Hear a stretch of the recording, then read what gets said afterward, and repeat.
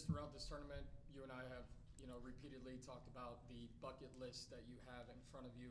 But when it's all said and done, no matter how you want to finish this fight or no matter how you see yourself winning this fight, when you look at bucket list, what does this year mean to you in your career? It adds to that bucket list, right? Having another belt, being able to say that within the legacy is that I've been able to achieve a belt in multiple organizations. That's a bucket list idea as well. Having a bucket list finish, yeah, that's there, but to be able to do the first PFL World Tournament champion, that's a big one. Always having the opportunity to just do it first. I think the one thing I've really, really loved about talking to you this year is your investment into this company as much as they've invested in you. Without looking past what this weekend is, can you talk about just why it's important, not only for you to, show other women, in this company, in this sport, what you're capable of doing, but that you want to also reinvest into the PFL? Yeah, it's really important in trying to cultivate an opportunity for women to succeed and to do it in a male-dominated sport, to show them that success, dreams, all that is possible with hard work. And I see PFL being able to help women achieve that, investing in the future of women, treating them equally with men. And there aren't very many organizations that are doing that, and there's even less where women can make a living doing this. So I'm all about PFL and what they're doing for women. Speaking of that, obviously you have been in this sport for a very long time. Your opponent, Jena Bishop, late start in MMA. I know you guys kind of had a little bit of encounters earlier in your careers, but when you look at what this World Tournament has been about and what the PFL is about, is there any other promotion in which this fight, you yourself being a trailblazer in the sport, could take on someone like Jena, who got started late in their game for a World Tournament title? Yeah, absolutely. I think that you see it all the time where there's people that, look at Chris Cyborg and how late into the game that she started to get into it. Myself, I didn't start training until I was 26. What Jena can say over me is that she's been a black belt almost as long as I've been training and fighting professionally, right? So as much as she's gotten into the game of mixed martial arts later, not in terms of one of the aspects of martial arts. So in that, she has more ground than I do, right? And it's just kind of putting those pieces together of MMA that she's bringing into it. But when you do jiu-jitsu and you're a black belt, you have to have success and proficiency at being a grappler, right? It's not just jiu-jitsu. It is also judo and wrestling, and something that she practices regularly. Really, the only part she had to add into there was just get the striking aspect. What's one thing that excites you about facing Jena Bishop? Is exactly that, the grappling, right? Is being able to showcase just how talented women are with jiu-jitsu, how we can piece together both the threats of submissions as well as the ground and pound and the control in an exciting aspect. I think so often in the men's fights, we see kind of a slowing down when there's a ground aspect and the fans get really bored. You don't really see that with women. It's any opportunity. We're looking for possibilities and opportunities to be able to finish in whatever format that is on the ground. Thank you. As the PFL continues to grow, not just obviously in the States, but globally, what does a fight here in the Queen City mean to you as a fighter with a very experienced career, but also to the growth of the PFL? It means a lot. You look at PFL and how they're not just going into the big major cities that have consistently had MMA fights. They're starting to broaden and get to a new fan base, and that's really important for PFL to progress, for MMA to progress. But also, the cool thing is in North Carolina, it was one of the schools I went to for the military.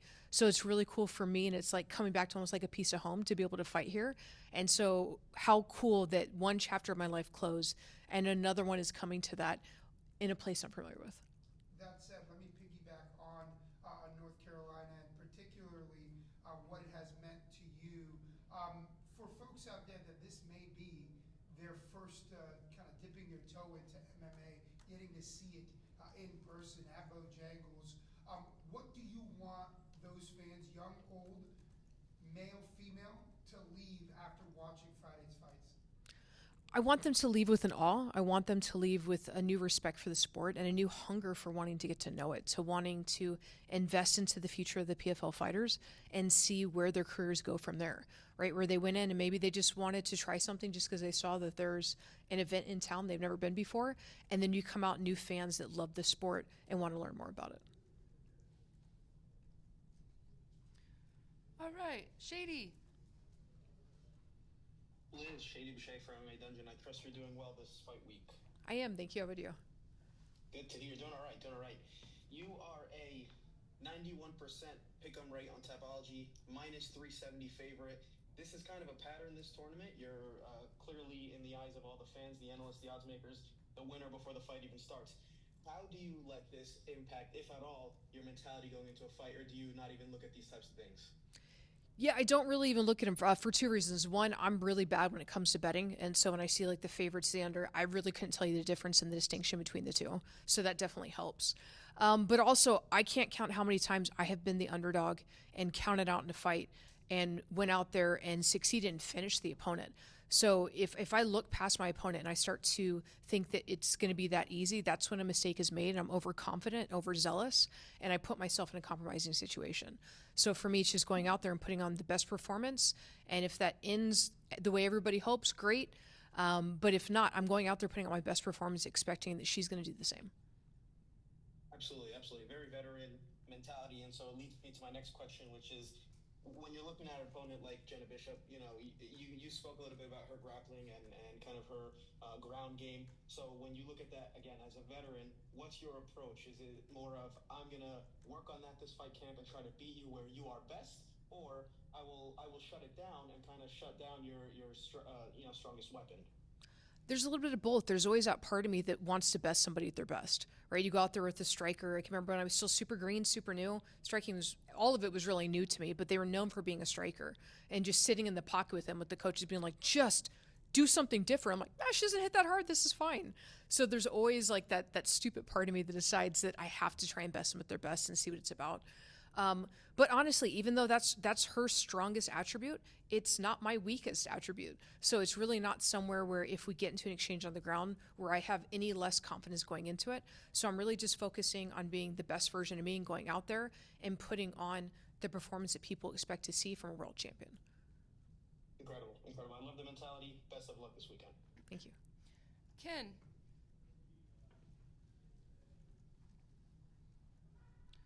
We cannot hear you, Ken. Okay, I'm here. Oh, Kay Williams there you for go. Kay Williams for Can Chronicles of Media. Hey, Liz, how's it going? Good. Thank you. How are you? I'm doing well. At 41 years old and continuously ascending in the craft of MMA, what are some of your daily practices that keep you disciplined? I think it's a matter of staying disciplined. This is something that I love to do. It is my lifestyle. It is who I am. So I really don't veer off of that to be able to do it. The biggest discipline thing I think would be to not investing into the foodie idea and trying out a new restaurant and a new bakery every single day. That's probably the highest discipline. So I just meal prep every morning so that I don't veer off that track and give into that. Also, up next is a tough Jena Bishop. Stylistically, how do you measure up, and what's your prediction on the outcome of the fight?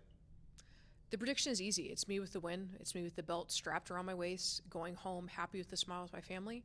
As far as the matchup, stylistically, she has one area that she's successful in, one area that she's confident and good in. But we match up there evenly, and everywhere else I'm dominant. So I'm really not worried about her in the sense that I'm going to go out there and put on the best performance and give everybody what I want to see.